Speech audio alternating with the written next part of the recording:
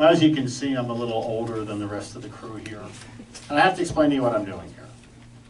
I won this for 7 minutes as a dare for my family, as a charity auction. I got an email a couple of months ago. I got an email a couple of months ago from this charity. And I'm a knee doctor. I'm actually an orthopedic surgeon in Wilkes-Barre, Pennsylvania. I run the knee center, and I see knees for 30 years. So I see this email come by, and it's for a charity that supports knee research. You know, the ACL, the anterior cruciate ligament, football players tear it. And this was a charity that supports research on it. So I bid on it, actually won the 7 minutes of stage time. So I come out here, but I feel I was misled a little bit. The charity apparently has nothing to do with the knee. It was really the ACLU. It has something to do with like freedom of speech or something like that. I really need to check my emails.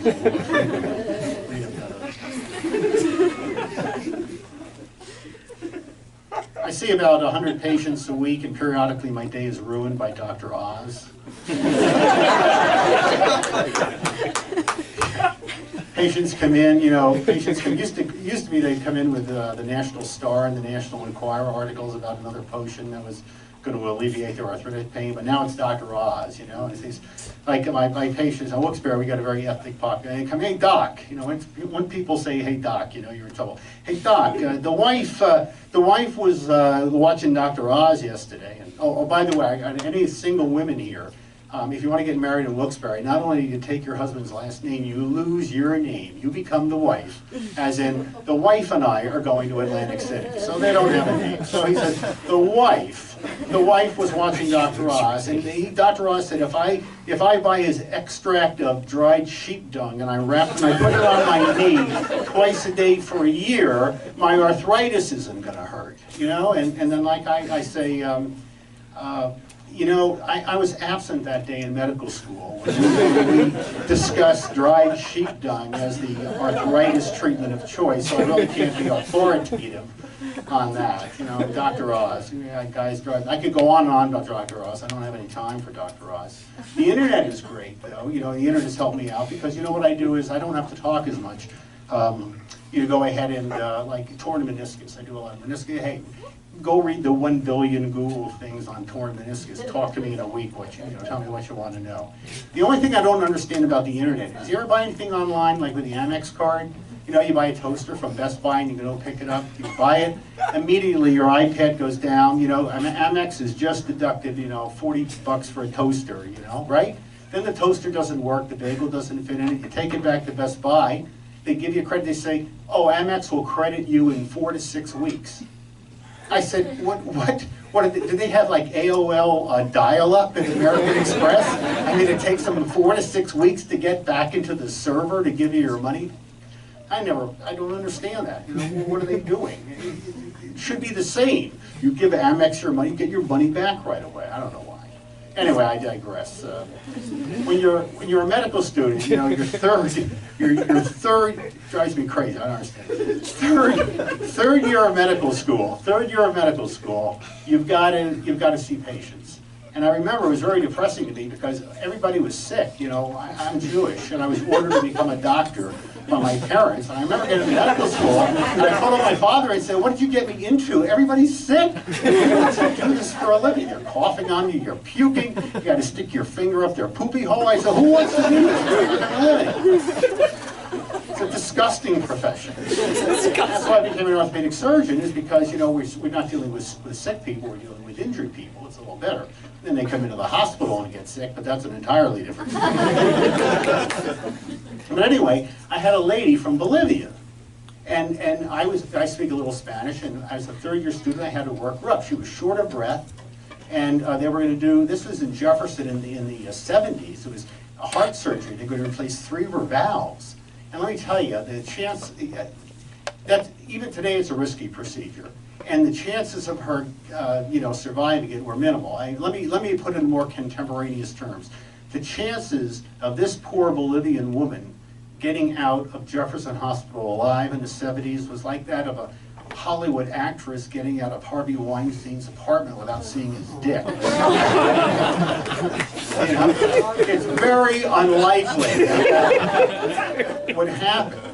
And you know, when she lived on top of a mountain, so that's why she was short of breath. She lived at 12,000 feet from La Paz, Bolivia. She came to Philadelphia, she was at sea level, she felt great. And she was going to die from this operation, so the family asked me, I said, "Tienes que salir este hospital más rápido que es posible." Anybody speak Spanish? Yeah, you've got to get out of this hospital as quickly as possible. They're going to kill you. So we got her out of the hospital. I wrote down there, and I think she survived. But it was funny because all she had to do was move to sea level, and she would have been fine. So anyway, now that I'm a doctor, what do you guys, when you come to us, you know, the typical scenario today is it's crazy. You tear your knee up, you got a locked knee, and you've got your health insurance. And now we've got a battle. We've got a battle to get your money. And that's the only thing I don't understand about health insurance. Health insurance is they have your money, and you have to fight to get your money out of your health insurance company so you can get treated. It's totally crazy. So you come, right? So you come, it gets worse. So, and then the government gets involved. So, you know, and the government gets involved, which is crazy because you can bet whatever health plan the government passes, none of those congressmen have it. They always have something good. They don't have a $5,000 deductible like you guys have. But anyway, so a person comes in with a torn meniscus, they can't move their knee. Now, I've been in practice 30 years. If I can't tell what's wrong with your knee in 5 minutes without an MRI, I should be selling storm windows. I really shouldn't be doing orthopedics. But now we have to get an MRI because if we don't get an MRI, the government reviews me and says I'm not following the protocol. So we have to order an MRI. Then we have to get the MRI pre-approved, right? You have to get it pre-authorized. So you call up somebody and they say, "What? We want to pre-authorize an MRI." He says, "Well, we can't do it because they haven't had physical therapy." I said, "Physical therapy? The guy can't move his knee. We'll Uber you over from your pre-authorization. You try to move his knee. He's going to kill you." It'd be like if you went to a dentist, right? And you had a cavity. And the dentist is chewing these Butterfinger bars for a week and tell me how your cavity feels. And if it's still hurting you, then I'll fill it. No, you need an MRI done. You can't get an MRI. It's, as I said, it's the only place where you're begging to get your money back. You give them $10,000 a year and you're fighting to get your money. There is no other business that does that. How would you like it if every time you went to the ATM, you had to give a reason to the machine why you were taking your money out of it? And if the machine didn't like your reason, they wouldn't give you your money. It'd be like, great. You know, you go to the bank, you know, I want $5,000. What do you want $5,000? Well, I'm getting married, and I want to buy a diamond ring for my girlfriend. The teller says, you know, we know your girlfriend. She works here. She's really, really hot, and she needs a bigger ring. We're not giving you $5,000. You've really got to commit to $20,000 for the ring. Yeah. So the health insurance people don't give you your money. Well, this is going to be my second to last attempt at doing stand-up. So I'm going to do something most comics don't do. I'm going to tell you a doctor joke. Because no one tells jokes anymore. I ever thought if I ever did this again, just come up and tell 7 minutes of jokes. Anyway, it deals with a guy. The guy is pissing all over himself. That's the premise of the joke. He's peeing all over himself, so he goes to the top urologist in San Francisco. And he goes through a thorough evaluation. The doctor comes out and says, your kidneys are fine, your bladder are fine. There's nothing wrong with you except, and I don't want to be funny about it, but you have the smallest penis I've ever seen, and I've been a urologist for 30 years. I've seen thousands of patients. The guy says, yeah, I know. It's really bad, because by the time I feel like I'm going to pee, and then I open my zipper and I try to hunt around and find it, and by the time I get it out, I pissed all over myself. So the doctor says, yeah, but you're married? Yeah, I'm married. And you got 3 kids? Yeah, you got 3 kids. The doctor says, well, how's your sex life? And the guy says, all right. The doctor says, how is that possible? He says, Doc, when we have sex, we got 2 of us looking for it. Hey, thank you very much.